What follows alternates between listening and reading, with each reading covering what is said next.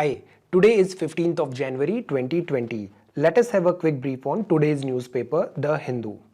Look at this headline. After Modi's call, Trump likely to visit Delhi in late February. See, Donald Trump USA के 45th president है.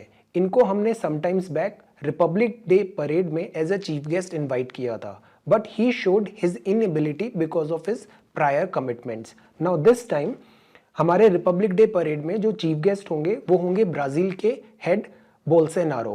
But next month in February Donald Trump ने बताया है, इनके department ने बताया है कि he could be in India in late फरवरी.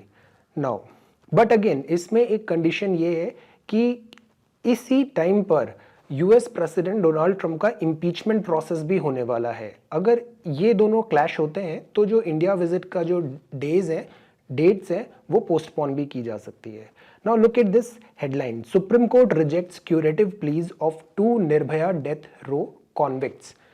ये जो कॉन्विक्ट्स थे इनको दिल्ली कोर्ट ने डेथ पेनल्टी दिया था, कैपिटल पनिशमेंट. इसके लिए इन्होंने सबसे पहले रिव्यू पिटीशन फाइल किया जो सुप्रीम कोर्ट ने रिजेक्ट किया.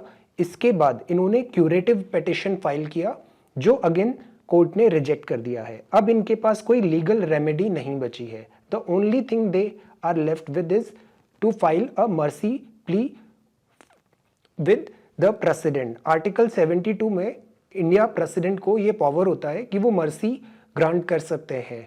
सो आर्टिकल 72 के अंदर इस प्रोविजन के लिए जो कॉन्विक्ट्स हैं उन्होंने अभी मर्सी प्ली फाइल किया है. अगर ये भी रिजेक्ट हो जाती है देन 22 ऑफ जनवरी को these convicts would be hanged. Now यहां एक बात और लिखा था, यहां पे लिखा था 2019 में US cancelled India's preferential export GSP status and the government hopes mister Trump will announce a revocation of that decision during this visit. What is GSP? GSP होता है जनरलाइज सिस्टम ऑफ प्रेफरेंसेस. ये US से कुछ 119 developing economies को एक relaxation देता है कि वहां से अगर कोई गुड्स अमेरिका में इंपोर्ट हो रहा है तो उसमें ड्यूटीज में कुछ रिलैक्सेशन मिलेंगे. तो यूएसए ने जून 2019 में इंडिया को इस लिस्ट से हटा दिया था. अब ये एक्सपेक्ट कर रहे हैं कि during his visit to India को फिर से ये जीएसपी स्टेटस ग्रांट किया जाएगा. So this is page number 1. There is one more news. Hallmarking made must for gold jewellery. Hallmarking का मतलब क्या होता है? ये एक ऑफिशियल मार्क होता है. यूजुअली जो आर्टिफैक्ट्स होते हैं, मेटल्स, ज्वेलरी होता है, इसमें ब्यूरो ऑफ इंडियन स्टैंडर्ड ऐसे एक मार्क लगा देती है जिससे उनकी ऑथेंटिसिटी टेस्ट होती है. It tells the authenticity. Purpose ये होता है कि जो फेक ज्वेलरी है, फेक प्रोडक्ट्स हैं, उनका सेल को स्टॉप किया जाए. No jeweler will be allowed to sell gold jewelry or artifacts without hallmark from the Bureau of Indian Standards from January 15, 2021 onward. ये कंज्यूमर अफेयर मिनिस्ट्री ने announce किया है. ये एक न्यूज है. केरला गवर्नमेंट चैलेंज CAA इन supreme court. सी, India एक unitary country भी है और फेडरल कंट्री भी है, बट इसमें जो सेंटर के लॉज होते हैं वो प्रिवेल होते हैं. नाउ सेंटर मीन्स इंडिया का लोकसभा और राज्यसभा ने, ये होती है हमारी पार्लियामेंट, इसने पास किया सिटीजनशिप अमेंडमेंट एक्ट. अब स्टेट्स के पास ऐसा पावर नहीं होता है कि वो सेंटर के स्टेट ऑर्डर को मना करे, फॉलो करने से मना करे. इसके लिए आर्टिकल 256 होता है जो बोलता है स्टेट को कंप्लाई करना पड़ेगा इस CAA एक्ट को. बट केरल में जो वहां के चीफ मिनिस्टर है उन्होंने आर्टिकल 131 का यूज करके एक सूट फाइल किया है सुप्रीम कोर्ट में. आर्टिकल 131 क्या बोलता है? आर्टिकल 131 ओरिजिनल ज्यूरिसडिक्शन है सुप्रीम कोर्ट ऑफ इंडिया का. The original suit has been filed under article 131 of the constitution. The SC has original jurisdiction in disputes between states or the center and the states, means state versus state, states and center versus states. इन सब के जो भी dilemma है, जो भी issues होंगे, उनको original jurisdiction होगा सुप्रीम कोर्ट का and supreme court will give a verdict on those cases. अब इसमें दो जजमेंट हैं. एक है फर्स्ट जजमेंट 2012 का, state of Madhya Pradesh versus union of India. इसमें सुप्रीम कोर्ट ने बोला था states can not challenge a central law under article 131, but 2015 में एक दूसरा केस आया, state of Jharkhand versus state of Bihar. इसमें इन्होंने कहा था जो क्वेश्चन ऑफ लॉ है ये लार्जर बेंच को दिया था और फाइनल डिटर्मिनेशन देने के लिए किया था। तो इसको यूज करके इन्होंने 131 पे अभी एक सूट फाइल कर दिया है against the centre. So this is page number 1।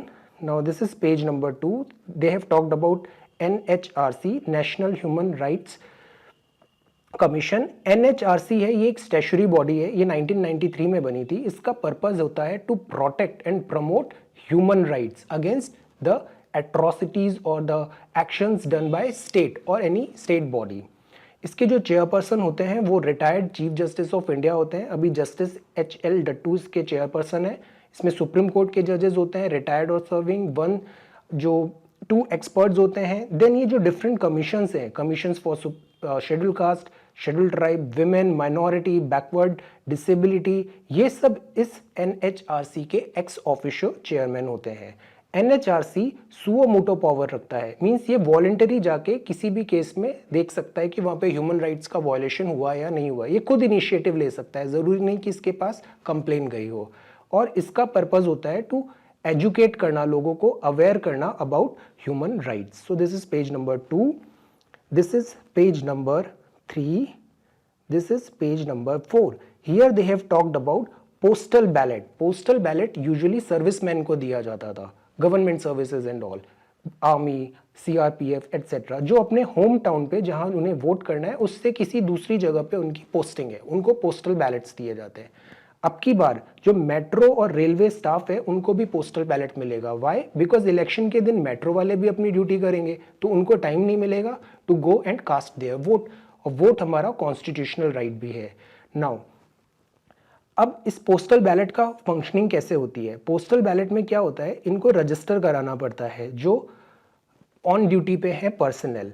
और ये जो पर्सनल है ना, ये 2 तरीके से वोट दे सकते हैं, एक होता है प्रॉक्सी और दूसरा है पोस्टल बैलेट। प्रॉक्सी मतलब इनका फैमिली में या कोई ट्रस्टवर्दी पर्सन उसको ये राइट्स देंगे कि they can go and cast their vote. Postal ballot में क्या होता है, जब ये रजिस्टर करते हैं तो जो कमीशन होता है, इलेक्शन कमीशन का बॉडी है, वो इनको एक पोस्टल बैलेट सेंड करता है। ये उस पोस्टल बैलेट में टिक लगाते हैं कि किसको इन्होंने वोट दिया है, उसको एनवलप सील करते हैं, साइन करते हैं और फिर से वापस इलेक्शन कमीशन को सेंड कर देते हैं। और ये जो प्रोसेस होती है ना, ये ओरिजिनल वोटिंग के काफ़ी पहले हो जाती है। नाउ यहाँ पे 2 नए इन्होंने एडिशन किए हैं पोस्टल बैलेट में।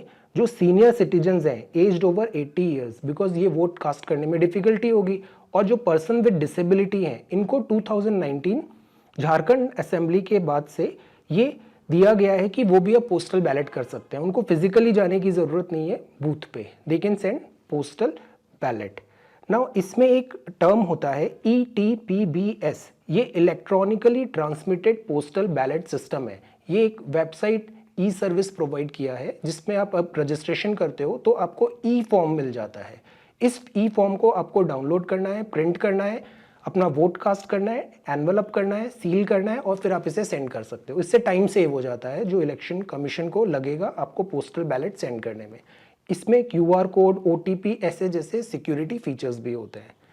Now this is about report from pollution control bodies sought on encroachment of water bodies. NGT forms joint committees comprising CPCB and UPPCB. ये जो NGT है ना, ये 2010 में बना था। ये एक ट्राइब्यूनल है, मतलब ये स्पेशल केसेस को डील करता है, केसेस रिलेटेड टू एनवायरनमेंट। ये नेचुरल जस्टिस फॉलो करता है, ये CRPC जो है उसको फॉलो नहीं करता है।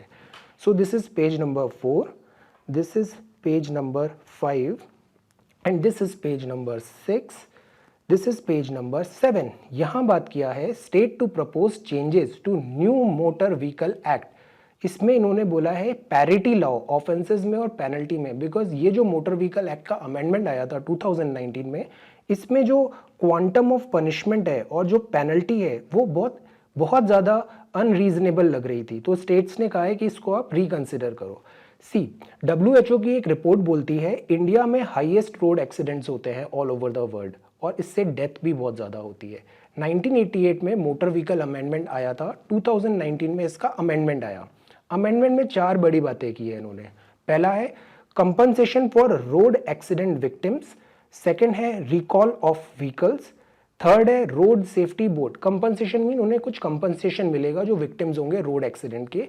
जो व्हीकल्स डैमेजिंग है, हार्मफुल है, उनको रिकॉल किया जाएगा, वापस बुलाया जाएगा। रोड सेफ्टी बोर्ड का फॉर्मेशन होगा। और जो फोर्थ पॉइंट है ऑफेंसेस एंड फाइन्स, ये मल्टीफोल्ड इंक्रीज कर दिए हैं और इसी के लिए स्टेट ने कहा है कि कुछ चेंजेस लाओ आप new motor vehicle amendment act में। स्टेट मर्ज कर रही है liquor tax to plug leaks. Then this is page number 8. Look at this news item. Planning body list CRZ violations. अभी रिसेंटली कोझिकोड में एक बिल्डिंग को ऐसे डिमोलिश कर दिया गया था। वाई? बिकॉज ये कोस्टल रेगुलेशन जोन जो होता है उसमें जो गाइडलाइंस है बिल्डिंग कंस्ट्रक्शन के उसको फॉलो नहीं कर रहे थे। अब ये सी है ना, सी में एक तो होती है हाई टाइड लाइन, मतलब जब टाइड्स आ रहे हैं तो पानी यहाँ तक आ रहा है, और लो टाइड लाइन मीन्स जब रिसीड हो रहा है तो यहाँ तक रिसीड हो रहा है। तो ये जो हाई टाइड लाइन है इससे भी 500 मीटर तक आप कोई भी ऐसा कंस्ट्रक्शन नहीं करेंगे जो एनवायरमेंटल डैमेज कर सके। ये सीआरजी के रूल्स होते हैं। ये एनवायरमेंटल प्रोटेक्शन एक्ट 1986 से आया था, सीआरजी 1991 में फॉर्म हुए थे। तो जो हाई टाइड लाइन है इससे भी 500 मीटर तक आप कंस्ट्रक्शन नहीं होगा।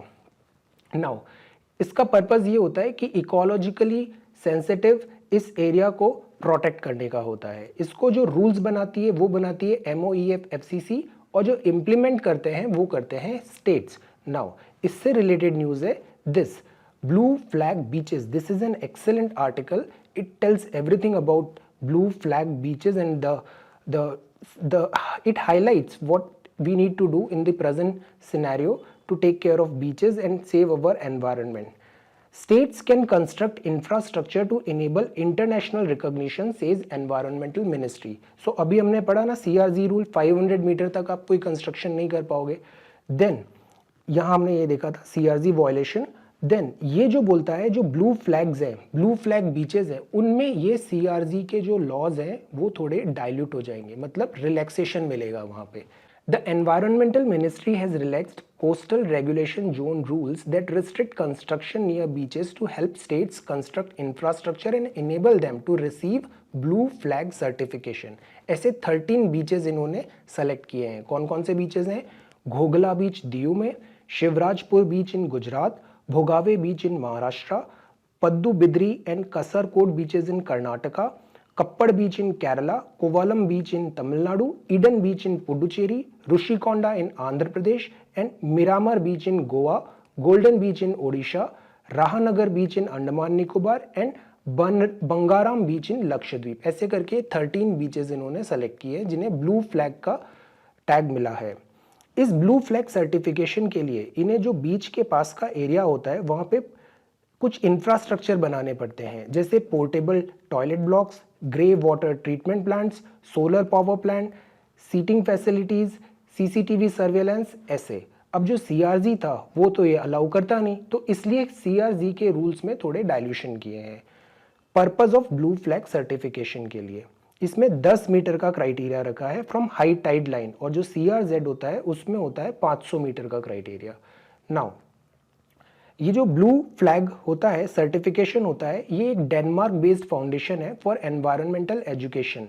इसके 33 स्ट्रिंजेंट क्राइटेरिया है 4 मेजर हेड में। पहला, एनवायरमेंटल एजुकेशन एंड इंफॉर्मेशन देना। दूसरा, bathing water quality. Third, environmental management and conservation. And fourth, safety and services. मतलब बीच में ये 4 क्राइटेरिया मेजर हेड्स फुलफिल हो रहे हैं तो उसे ब्लू फ्लैग बीच का सर्टिफिकेशन मिल जाएगा। Environmental education information, bathing water quality, management conservation and safety and services. इन सब चीज़ों से इको टूरिज्म को हेल्प मिलता है। ये जो ब्लू फ्लैग प्रोग्राम है ये फ्रांस में 1985 में आया था। सो this is page number 9. This is page number 10 editorial.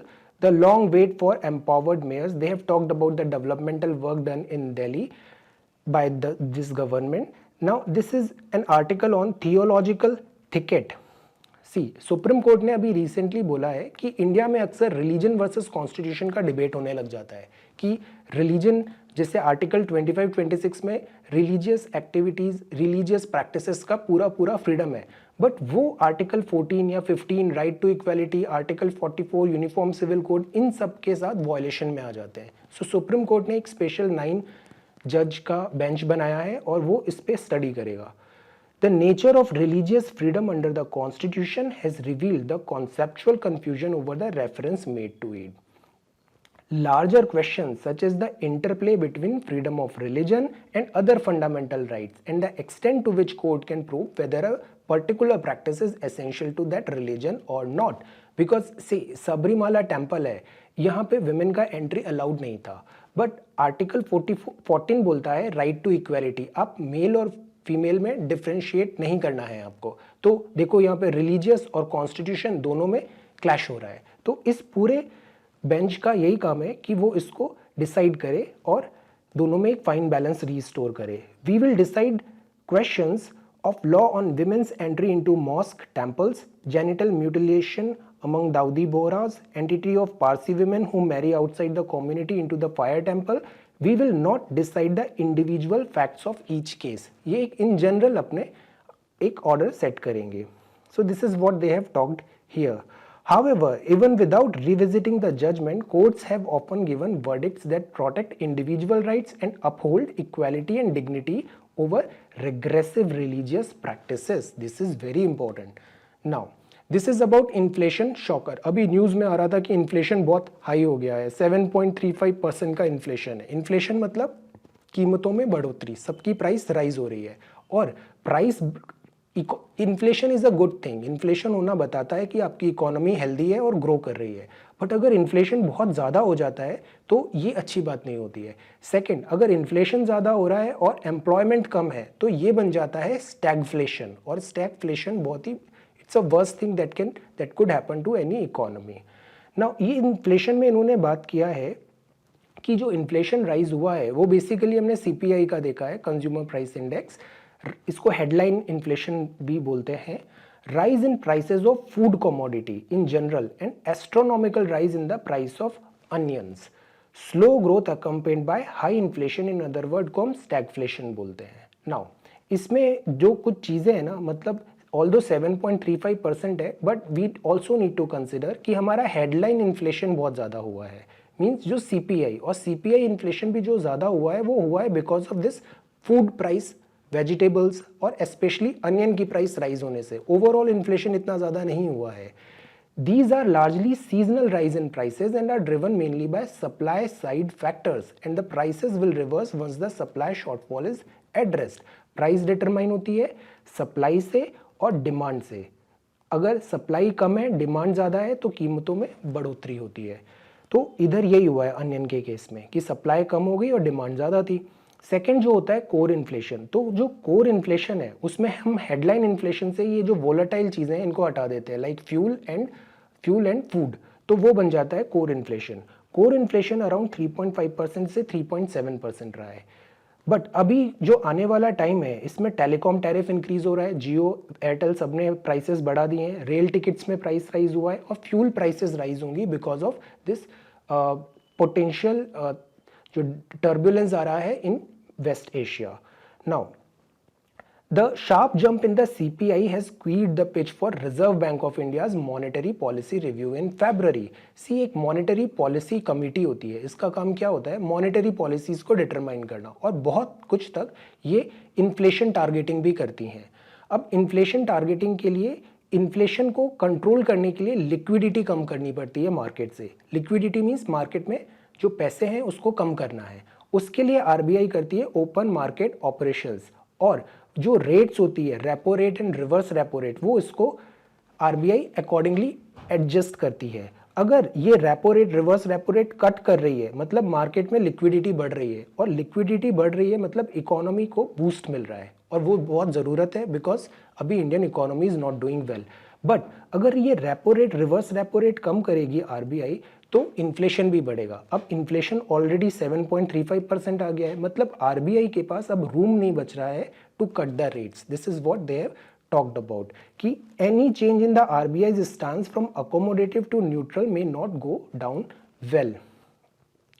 हमें सप्लाई साइड जो इश्यूज हैं, बॉटल नेक्स है, उसको टेकल करने की बहुत ज़रूरत है to tackle the menace of this inflation. Now chalk and cheese in private versus government schools, इन्होंने एक कंपैरिजन किया है प्राइवेट एंड गवर्नमेंट स्कूल्स में। ASER annual status of education report आई है, इसने बताया है अर्ली चाइल्डहुड एजुकेशन सेंटर जो होते हैं, स्पेशली जो प्राइमरी स्कूल्स होते हैं और प्री प्राइमरी स्कूल्स होने लग गए, इनको हमें इम्प्रूव करने की ज़रूरत है. Will read about it in detail.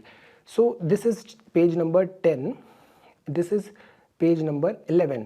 A regime that chooses its critic.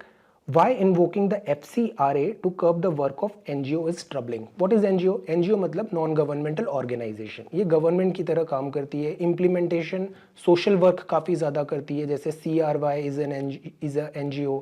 Now problem क्या आती है कि इन NGO की जो फंडिंग होती है वो कई बार ट्रांसपेरेंट नहीं होती है, डुबियस होती है. इनमें काफ़ी सारी जो NGOs का वर्क है वो ब्लैक शीप्स भी मिली हैं, मतलब फॉरेन फंडिंग हो रही है एंटी इंडिया वर्क के लिए.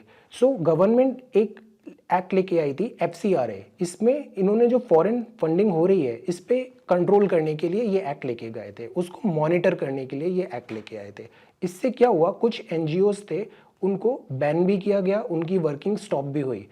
The purpose was to identify the black sheeps, but इस पूरी प्रोसेस में जो जेन्युइन NGOs हैं उनका भी वर्क काफ़ी स्ट्रगल कर रहा है.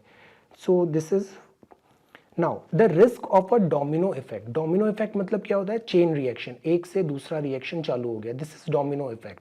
अब जो इराक में जो US ने असैसिनेशन किया है जनरल सोलेमानी का, इससे एक डोमिनो इफेक्ट स्टार्ट हो रहा है. कैसे, देखो पहला तो इराक में इटसेल्फ प्रॉब्लम्स हो रही हैं, बिकॉज जो असैसिनेशन हुआ है वो इराक की सॉइल में हुआ है. ये ईरान है, ईरान शिया मेजॉरिटी है, इराक में शिया भी हैं और सुन्नी भी हैं. तो जो शिया हैं वो इस असैसिनेशन के कारण काफ़ी बाहर खुल के आ रहे हैं और इसका अपोज कर रहे हैं. तो इससे जो इराक की जो इंटरनल बैलेंस है, पीस डिविडेंड है, वो अफेक्ट हो रहा है. सेकेंड है लेबनान में, सीरिया, यहाँ पे ISIS के साथ फाइटिंग में जो हेजबोल्ला था, हेजबोल्ला जो था ये भी ईरान की बैकिंग से होता है, इसमें शिया मिलिशिया भी रहता है. तो again now they are considering to open attack against Israel. तो इससे इजराइल, सीरिया, इराक, ये पूरा वेस्ट एशिया का जो एरिया है वो काफ़ी डिस्टर्ब हो रहा है because of this one action done by United states of America. So this is what he is talked about here. Now this is page number 11. This is page number 12. ASER flags poor learning outcomes in rural school. Cognitive skills can help students with basic literacy. इन्होंने बताया है although बच्चे पढ़ के 4th 5th standard में भी पहुंच जाते हैं, बट स्टिल वो जो बेसिक वर्क है, बेसिक अरिथमेटिक है, बेसिक सेंटेंस स्ट्रक्चर है, उसको करने में डिफ़िकल्टी फेस करते हैं. तो हमें कॉग्निटिव टास्क को इम्प्रूव करना चाहिए, basic language and basic maths, we need to work on this. इन्होंने एक और बात किया है अंडर एज चिल्ड्रन का. Underage children means sometimes parents send their children to school even before they are ready to go to school. तो ऐसे case में जैसे आपका 4 और 5 ईयर्स में आपको स्टैंडर्ड 1 में जाना है, आप उससे पहले ही वहाँ पे पहुँच गए, तो जो बच्चे होते हैं because they are under age, तो they find difficulty to cope up with syllabus and with their peers. So this is page number 12. This is page number 13. This is page number 14. Iran nuclear fuel लेना चाहता था. 2015 में एक nuclear pact हुआ, nuclear deal हुआ. Iran और P5 मतलब permanent members of United Nation Security Council plus Germany and EU, इनके बीच में एक पैक्ट हुआ जिसमें ईरान ने कहा वो यूरेनियम फ्यूल एनरिचमेंट नहीं करेगा. बट US इससे पुल्ड आउट और ईरान ने फिर कहा कि अब मैं फिर से न्यूक्लियर फ्यूल को प्रोसेसिंग में और बनाने में वर्क करूँगा. सो ये उनका फाइल फोटो है, Arak heavy water nucleus reactor secondary circuit in Iran. तो इसमें जो ब्रिटेन, फ्रांस और जर्मनी है, they are trying to convince Tehran to stop going again this nuclear area. Now severe weather kills 130 in Pakistan, Afghanistan. Nature's fury knows no boundary. Russian hacked firm link to Biden. Biden जो हैं ये x vice president रहे हैं USA के during Obama administration. ये Republican Party के strong candidate हो सकते हैं for presidential elections. China stands by Sri Lanka. Huge sink hole swallow bus kill 6 in north west China. Sink hole क्या होते हैं, ये रोड है, इसमें एक बहुत बड़ा ऐसे सिंक होल गड्ढा बन गया है. ये सरफेस लेयर कोलैप्स हो जाती है. ये यूजुअली कास्ट टोपोग्राफी होती है, कैल्शियम कार्बोनेट. ये वाली टोपोग्राफी में सिंक होल्स बहुत मिलते हैं. ये केमिकल डिसोल्यूशन हो जाता है कार्बोनेट रॉक्स का.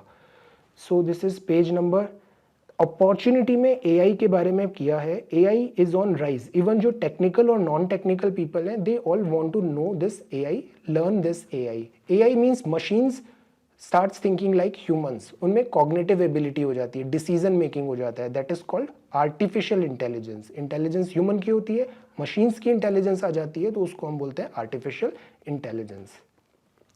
This is business, page number 16।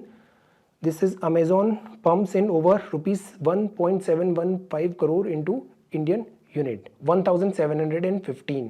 सी इसका अभी ये जो ई कॉमर्स कंपनीज है अमेजोन एंड फ्लिपकार्ट, इसका अभी केस चल रहा है कॉम्पिटिशन कमीशन ऑफ इंडिया में, स्क्रूटिनी हो रही है। वाई?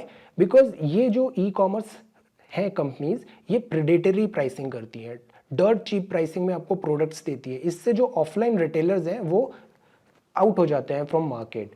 दे प्रमोट करती हैं, खुद के ब्रांड्स को प्रमोट करती हैं, दिस इज अगेंस्ट कंपटीशन, और इसीलिए सीसीआई इनको स्टडी कर रही है। जो दूसरा बात है वो ये है कि ये जो ई कॉमर्स कंपनीज है, they are running under losses, इनको हैवी लॉसेस हो रहा है। अभी ये वर्क कर रही हैं just for market capitalization. They, ऐसा बोला जाता है, they want to eliminate the competition, एक बार इनकी मोनोपोली हो जाएगी। So this is against the competitive free market. तो सीसीआई इन सब केसेस को भी स्टडी कर रहा है। Then this is page number 17, showcase. This is page number 18, showcase. Warner and Finch hammer India into submission, page number 19, and this is page number 20. So thank you so much for watching today's video. Take care.